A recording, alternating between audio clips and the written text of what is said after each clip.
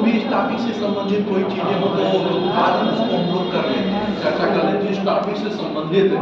अगर कहीं आप लोगों को किसी प्रकार की कोई समस्या हो तो उस टॉपिक को देख लीजिए, क्योंकि अगला टॉपिक हम लोग तभी शुरू करें कि जो ये टॉपिक कंप्लीट हो, क्योंकि अभी हम लोग के पास स्पेस का टाइम है तो उसको हम लोग कर सकते हैं। ये आगे पहुंच जाएंगे तो फिर क्या होगा, दिक्कत होगी, क्योंकि आगे हम लोगों का राज व्यवस्था का टॉपिक होगा, तो जब राज व्यवस्था पे चलेंगे तो फिर पीछे मत हो जाइए, है ना। अभी इसमें जहाँ कहीं दिक्कत हो रही, अगर भाषा से संबंधित, भाषा पे एक बड़ा क्वेश्चन बन सकता है, अगर भाषा पे आपको दिक्कत हो तो हम भाषा भी करा देंगे, क्योंकि पत्रकारिता का ऐसा टॉपिक था कि इम्पोर्टेंट था, इसलिए उसको जो है हमने कराया। और इसी प्रकार भाषा से भी संबंधित क्वेश्चन पूछ सकता है, तो उसमें भी आपका इधर उधर की चीजें नहीं चाहिए, है ना।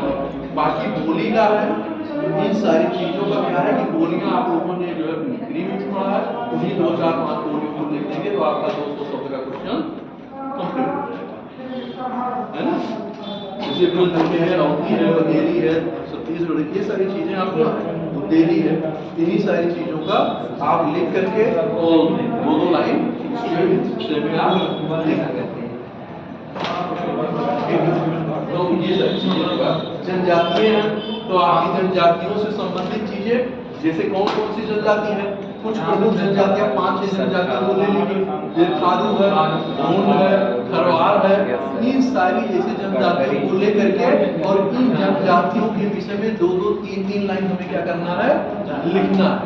और इन 2-3 लाइनों को सब जो आप लिखेंगे 5-6-7 को, तो 2-3 लाइनों में आपका क्या हो जाएगा, एक में अगर 20 शब्द हुआ और आपने इस प्रकार के लिख दिए 5-6, तो आपके कितने हो जाएंगे, 125 शब्द का आपका आंसर पूछेगा और या 200 शब्द का पूछेगा, तो इन्हीं में आपको लिखना है। तो अगर आप इन्हीं 4-5 को लिख देंगे तो आपका पूरा आंसर कंप्लीट हो। फैक्चुअल क्वेश्चन है ये, कोई क्रिटिकल क्वेश्चन नहीं, बहुत आसान फैक्चुअल क्वेश्चन है, ठीक है। तो जो थोड़ा क्रिटिकल टाइप में हो, जो थोड़ा कॉम्प्लिकेटेड हो, उस पर हम लोग फोकस करें और उस पर लिखें। जो सामान्य टाइप का, जैसे मेला लखनऊ फेस्टिवल है, अब ये सारे बहुत आसान टाइप चीजें हैं, है ना, बहुत आसान है। इसको जो है आप लोग मैक्सिमम मेले को, मैक्सिमम उत्सव को क्या है जानते हैं। अब इसको जो है हमने लिखाया भी है, कराया भी है कि इन आधारों पे आप लोग चीजों को करिएगा। और कुछ संबंधित चीजें हो देख लीजिए, देख रहे हो भी, तो कुछ चीजों को करा देंगे।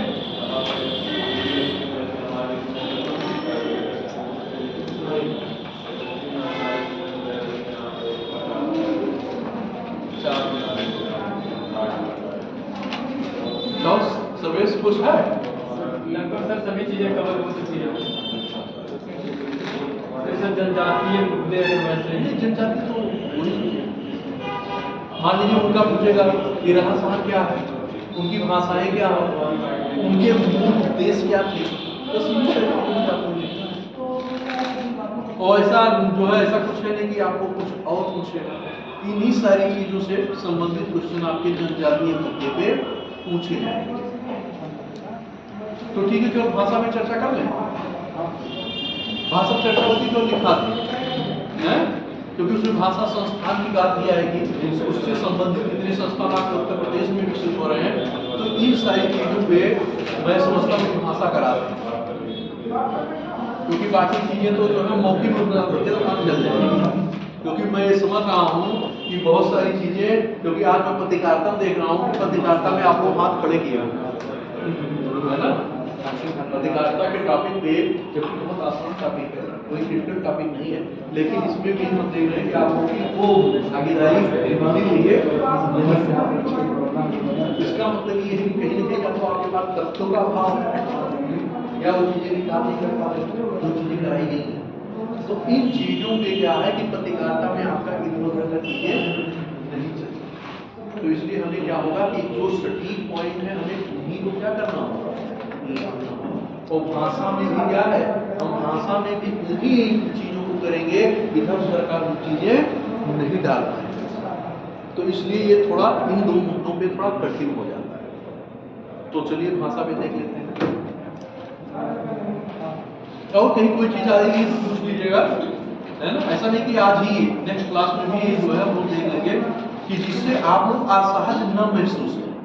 मेरा उद्देश्य ये है कराने का, बस इतना है कि आप लोग ध्यान से उसे बीच में फालतू की चीजों पे मत टाइम वेस्ट करें, है ना। जितनी चीजें बताई जाएगी आपके परीक्षा से संबंधित कहीं ना कहीं उसका महत्व है, तब बोली जा रही है, तब बताई जा रही है, नहीं तो बोलने कोई मतलब नहीं है। और बाकी बात करने के लिए बहुत समय बाहर बात कर देते हैं, है ना।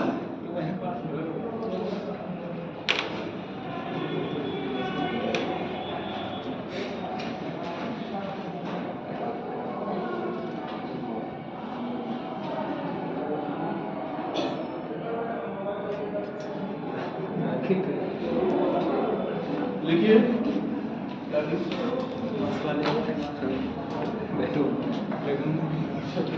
भाषा, भाषा किसे कहते हैं? पहले ये भी तो समझना चाहिए भाषा क्या है। भाषा किसे कहते हैं?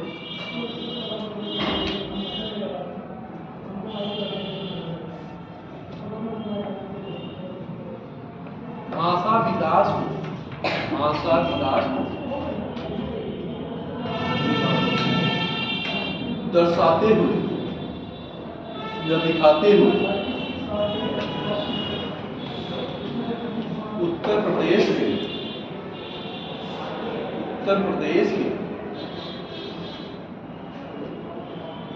प्रमुख भाषा संस्थानों, प्रमुख भाषा संस्थानों पर प्रकाश। अब देखिए यहाँ जो मैंने टॉपिक के रूप में आपको जो ऊपर दे रहे हैं, पहले इसको समझते हैं, है ना, क्योंकि चीजें समझ कर लिखने में ज्यादा अच्छा है। भाषा, पहले हम ये जाने भाषा किसे कहते हैं, भाषा है क्या, पहली बात तो ये आती है। फिर उसके जो संस्थान स्थापित करे, जो विकास, भाषा का विकास जो हुआ वो उत्तर प्रदेश में किस संस्थाओं के माध्यम से हुआ।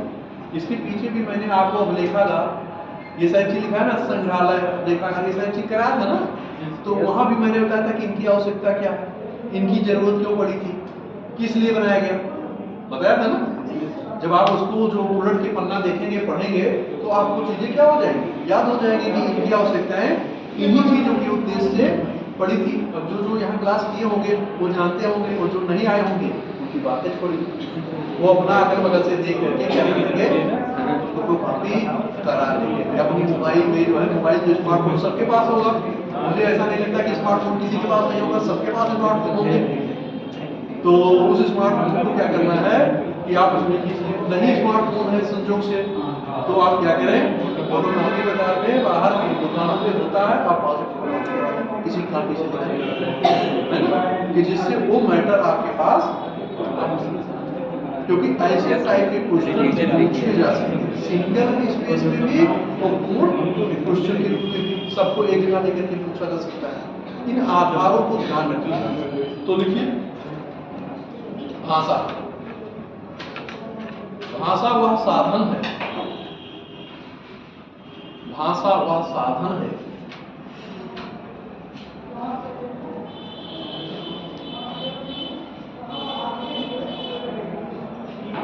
जिसके द्वारा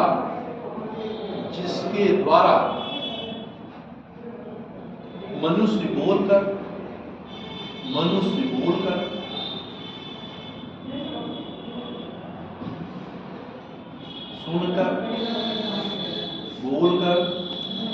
सुनकर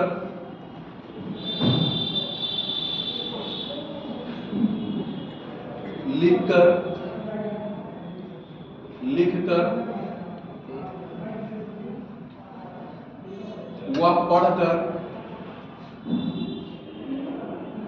लिखकर व पढ़कर अपने मन के भावों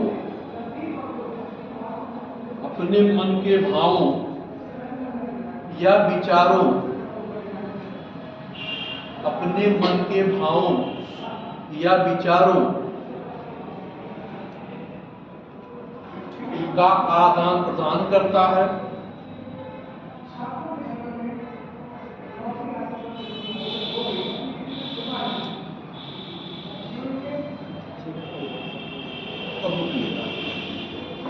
अब भाषा से तो आप समझ गए होंगे कि जब कहीं संवाद स्थापित होता है, संवाद मतलब बातचीत, जब आप किसी से बोलते हैं तो भाषा का ही प्रयोग करते हो।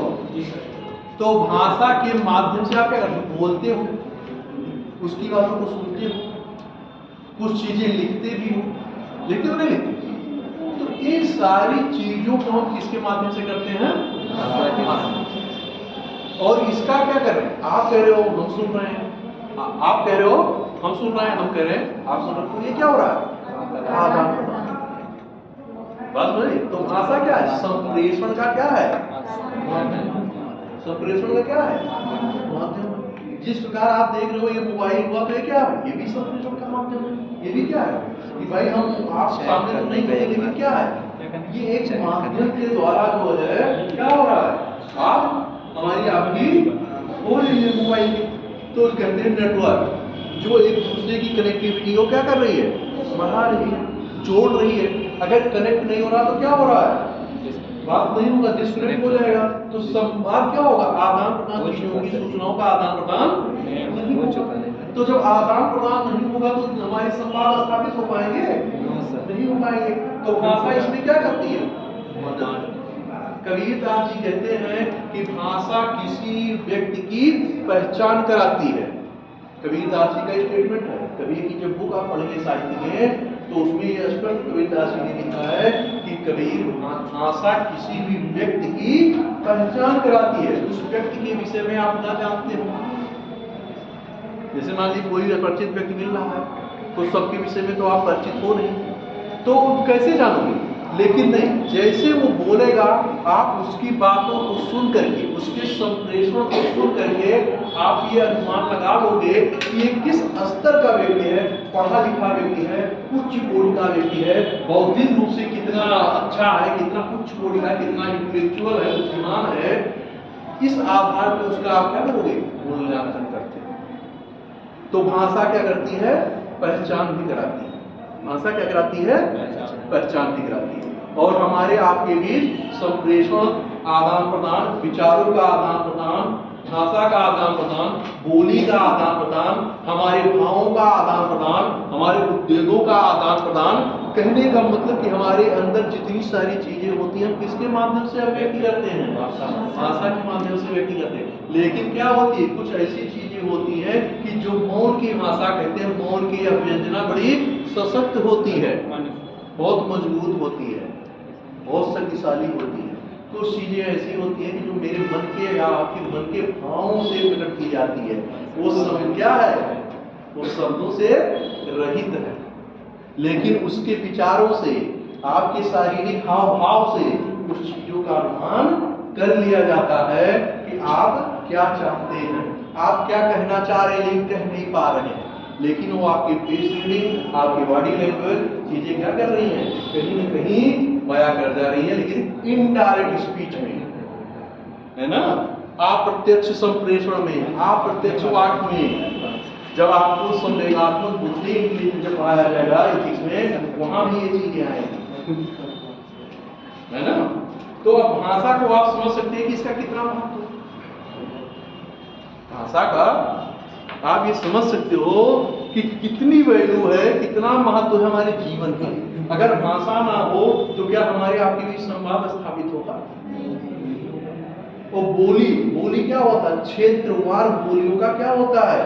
विकास होता है। और क्षेत्रियों के संगठन से क्या होता है? भाषा का निर्माण होता है। तो बोलियों के वेक्टर से क्या होता है? भाषा के वेक्टर से क्या होता है? बोलियों का निर्माण। अब तो मुझे लगता है समझ में आ गई। तब अब भाषा का इंपॉर्टेंस समझ में आया? आगे बढ़े। अगर अभी भी कहीं किसी को दिक्कत हो तो बताइए। हमें नहीं लगता कि जब जो आप किसी को बताना होगा तो भी आप बहुत आसानी से क्या कर लोगे? बता सकते। चलिए आगे देखिए। प्राचीन काल में प्राचीन काल में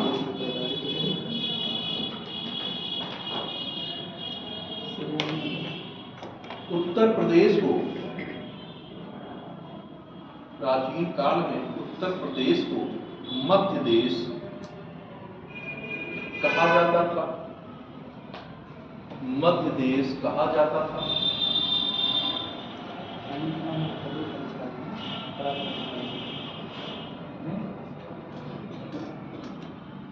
यहाँ के लोग अलग अलग काल में, यहाँ के लोग अलग अलग काल में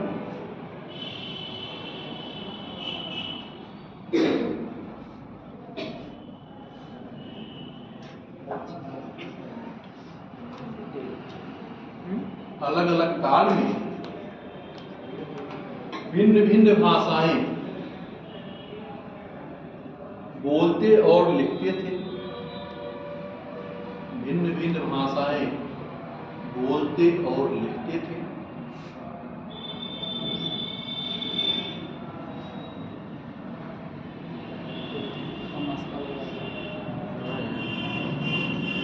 नीचे लिखिएगा, लाइन चेंज कर लीजिएगा।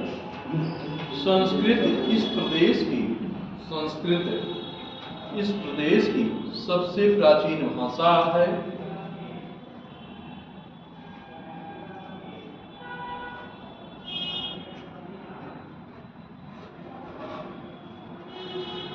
इसका प्राचीनतम रूप ऋग्वेद में देखने को मिलता है।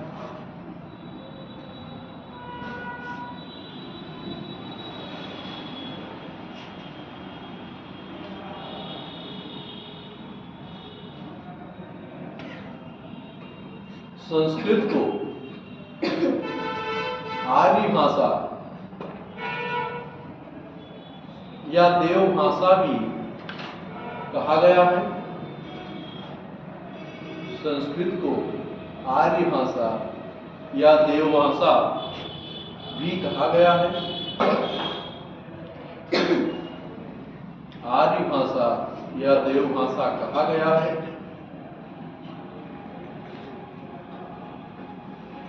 हिंदी का विकास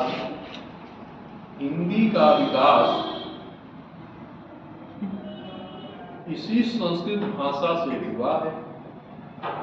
हिंदी का विकास इसी संस्कृत भाषा से हुआ है।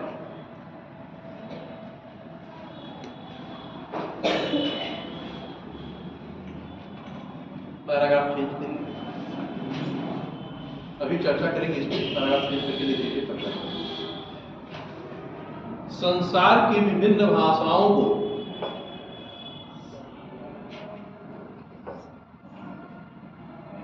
लिखने के लिए अनेक लिपियां प्रचलित हैं।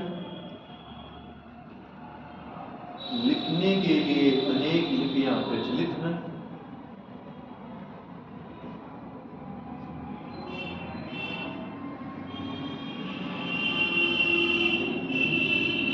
संस्कृत, कमा लगा है, संस्कृत, नेपाली,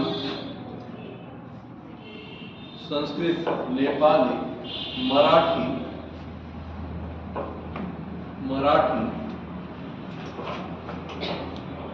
तथा हिंदी आदि भाषाएं देवनागरी लिपि में लिखी जाती हैं। आदि भाषाएं देवनागरी लिपि में लिखी जाती हैं।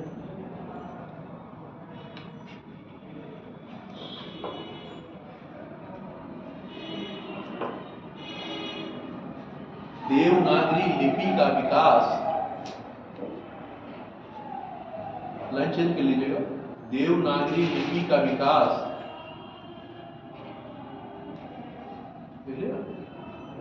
लिपि का विकास किससे हुआ है? किससे हुआ है?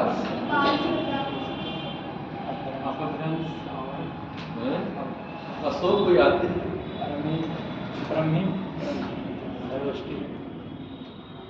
अशोक के कार्यकाल को याद थे।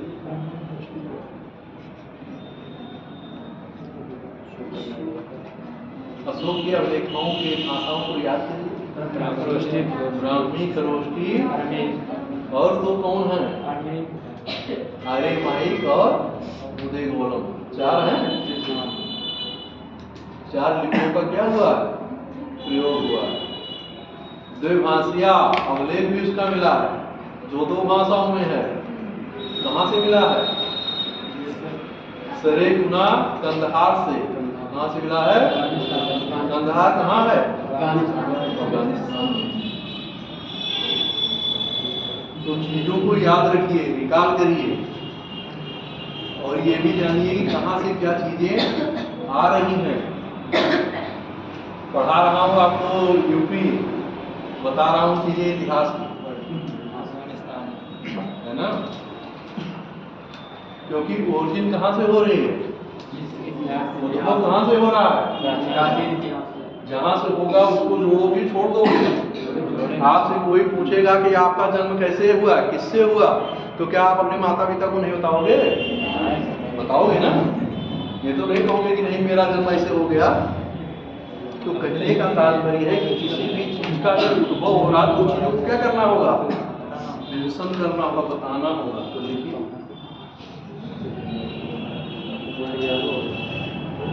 देवनागरी लिपि का विकास ब्राह्मी लिपि से हुआ है। हाँ, ब्राह्मी लिपि से हुआ है। इस लिपि का सर्वप्रथम प्रयोग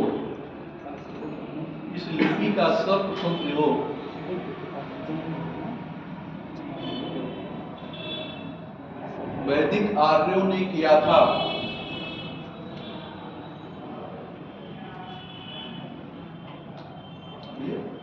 आर्यों ने किया था, पूरा रिपीट करें। इस लिपि का सर्वप्रथम प्रयोग वैदिक आर्यों ने किया था। इसी का छूटा रिपीट करें। इस लिपि का सर्वप्रथम प्रयोग वैदिक आर्यों ने किया। लिख लिया? अब इसके ऊपर आपने लिखा था कि संस्कृत भाषा किसकी थी? आर्यों। आपने पढ़ा होगा जब वैदिक काल पढ़ रहे थे तो उस समय भारूपीय भाषा का प्रयोग पढ़ा होगा, पढ़ा है? उस समय आप द्रविड़ भाषा की भी चर्चा आई नहीं आई थी। तो क्या है ये सब?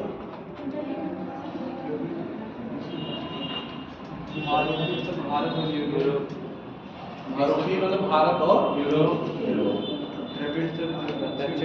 द्रविड़ का मतलब दक्षिण भारत, इसीलिए उसका नाम क्या किया गया? द्रविड़ किया गया, है ना? अब ये कहा जा रहा है, आपने एक बात ये भी देखा होगा ऋग्वेद जब आप पढ़ रहे थे कि प्राचीनतम साहित्य किसे माना गया? ऋग्वेद। साहित्य इसलिए माना गया कि जब से रचनाएं क्या हुई? लिपिबद्ध हुई, साहित्य के रूप में आई। जब आप इतिहास पढ़ते हैं, भाषा पढ़ते हैं, तो आप क्या करते हो? उसके लिए सोर्सेस होते हैं। और मैंने जब यूपी का इतिहास भी पढ़ाया था तो सोर्सेस आपको बताए थे, पुरातात्विक, साहित्यिक और विदेशी यात्रियों का विवरण। चाहे ये आपका इतिहास किसी भी इतिहास का होगा तो आपकी चीजें क्या होगी? वही फैक्टर आएंगे, वही तत्व आएंगे, क्योंकि उन्हीं के आधार पर उनका क्या होगा? विकास होगा। साहित्यिक स्रोत में क्या है? छेड़खानी हो सकती है, परिवर्तन किया जा सकता है, लेकिन अभिलेखीय साक्ष्य जो हैं उनमें परिवर्तन करना, जो पत्थर की लिखावट है या स्तंभों पे जो है उनमें क्या है? कठिन है, क्योंकि उस काल की लिपि को जब आप पढ़ पाओगे तभी तो उसमें परिवर्तन कर पाओगे। कर लोगे? नहीं किया जाता है, तो उसकी विश्वसनीयता क्या हो जाती है? ज्यादा हो जाती है। मैंने आपको बताया था कि क्षैतिज उत्खनन और ऊर्ध्वाधर, जिससे किसी भी वस्तु की या किसी भी काल या घटना की या उस पीरियड, उस युग की प्राचीनता को कैसे आंकते हैं? क्योंकि उस दौर में जो वहां से एविडेंस मिल रहे हैं, जो साक्ष्य मिल रहे हैं, उन्हीं के आधार पर हम लोगों का क्या करते हैं? मूल्यांकन करते हैं। बात समझ आ रही है? तो उन चीजों पे हमें क्या हो रहा है? देखिए आपका ये क्वेश्चन आपको कहाँ ले जा रहा है? भाषा आप पढ़ रहे हो भाषा, लेकिन आपको लेके कहाँ जा रहा है? प्राचीन इतिहास। अब हम प्राचीन इतिहास की चीजों की चर्चा ना करें, छोड़ दें, तो भाषा कौन समझाएगा आपको? भाषा कौन समझाएगा? इसलिए कोई न कोई चीज पूर्ण रूप से क्या होती है, स्वतंत्र नहीं होती, एक दूसरे से क्या होती है, जुड़ी होती है। और किसी भी विषय वस्तु को समझने से पहले उसका इतिहास जानना जरूरी है। यदि इतिहास आप नहीं जानोगे तो उसके विषय में आपकी जानकारी अधूरी होगी। मैं हमेशा कहता हूं कि किसी भी घटना को पढ़ते समय पेपर में आपको उसकी भौगोलिक स्थिति भी पता होनी चाहिए। अगर नहीं होगी तो आप कैसे इस चीज का, कोई घटना है किसी चीज का, कैसे आप समझ पाओगे ये फला स्थान पे या फला जगह हो रही है, नहीं जान पाओगे ना। तो आपके लिए क्या हो जाएगा, एक पहेली कहानियों की तरह हो जाएगा। तो उसको भी जानना जरूरी है। लिखिए आगे, भाषा परिवार। भाषा परिवार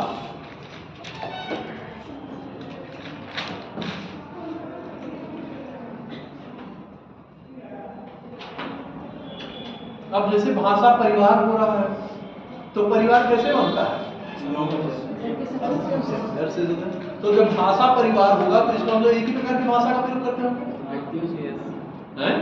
भाई एक ही, चाहे हिंदी की भाषा, चाहे इंग्लिश की भाषा, चाहे संस्कृत होगी, चाहे पाली होगी, चाहे प्राकृत होगी, चाहे अपभ्रंश होगा, चाहे अवहट होगा एक हो। और ये क्रमिक रूप से क्या हो रहा है, विकास हो रहा है। विकास कैसे हो रहा है, क्रमिक रूप से हो रहा है, एकाएक नहीं हो रहा है। किसी भी चीज का विकास, कोई भी सभ्यता या कोई भी चीज क्रमिक रूप से विकसित होती है, एकाएक नहीं होती है, ये हो जाती है। सबसे अच्छा एग्जाम्पल, अगर आप कहीं दिक्कत हो रही तो आप अपने जीवन के बाल्यकाल को देखिए, उसके बाद आज की स्थिति देखिए, 10 साल बाद देखिए, तो परिवर्तन क्या हो रहा है, क्रमिक रूप से हो रहा है। तो उसी प्रकार से क्या हो रहा है, भाषा का विकास भी क्या हो रहा है, क्रमिक रूप से हो रहा है। बात यहां तक समझ में आ गई, अब लिखिए, ऐसे भाषाओं का समूह, ऐसे भाषाओं का समूह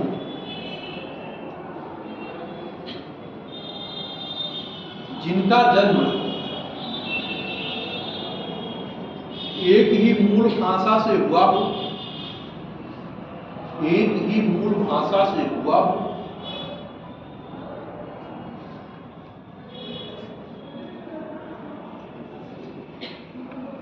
भाषा परिवार कहलाता है।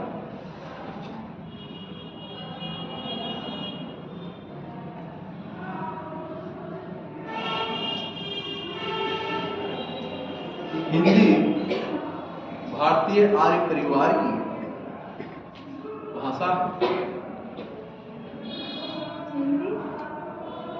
भारतीय आर्य परिवार की भाषा है। अब हम लोग जैसे ये है, अब आर्य भाषाएं कुछ हैं, भारतीय आर्य भाषाएं भी हैं, तो पैराग्राफ चेंज करके उसको भी लिखेंगे, भारतीय आर्य भाषाएं। भारोपीय, भारोपीय, तो ये किसकी, जैसा नाम से ही स्पष्ट है, भारत और यूरोप, लेकिन ब्रैकेट में भारत और यूरोप।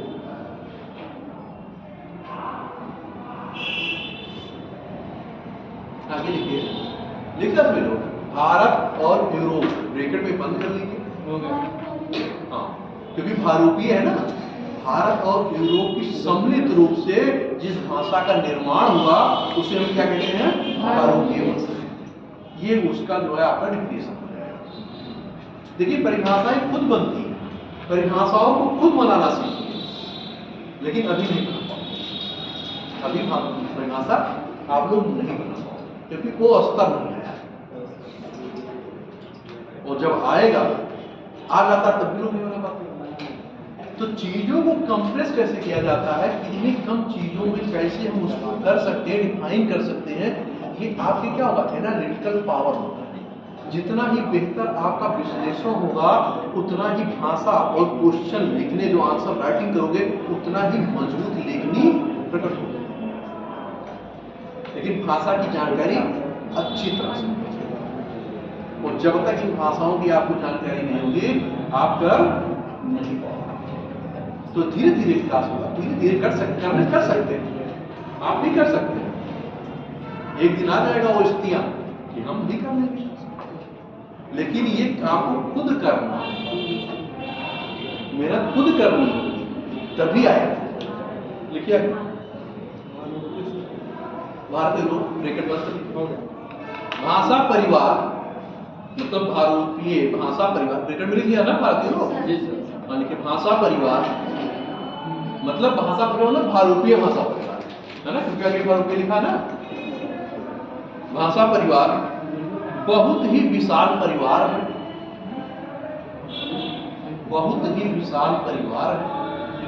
अब थोड़ा ये रुकिए, अब ये जो कह रहा है कि बहुत ही विशाल भाषा परिवार, अब ये क्यों आप इसे क्या समझ रहे हैं? क्या समझ रहे हैं? बहुत ही मतलब वही भाषा है, बोलने वालों की संख्या बहुत ज्यादा है, ऐसे कई भाषाएं संख्या देखिए, अभी आपको यहाँ सीधे ये आंसर देना चाहिए कि केवल ये भारत क्षेत्र तक सीमित नहीं, इसका प्रसार कहाँ हो रहा है? यूरोप में हो रहा है। और दोनों भाषाओं में क्या हो रहा है? मिलने से भाषा का निर्माण हो रहा है, इसलिए इसको भारतीय भाषा कह रहे हैं। और इसका प्रसार क्या हो रहा है? यूरोप तक जा रहा है। तो यूरोप में जा रहा है, और यूरोप महाद्वीप है, यूरोप देश नहीं है, यूरोप क्या है? महाद्वीप है। और यूरोप में कितने देश हैं?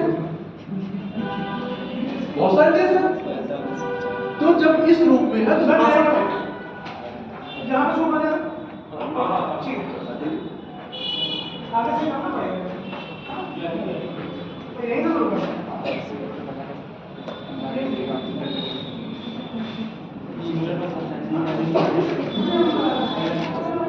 ठीक है। तो भाषा परिवार जो है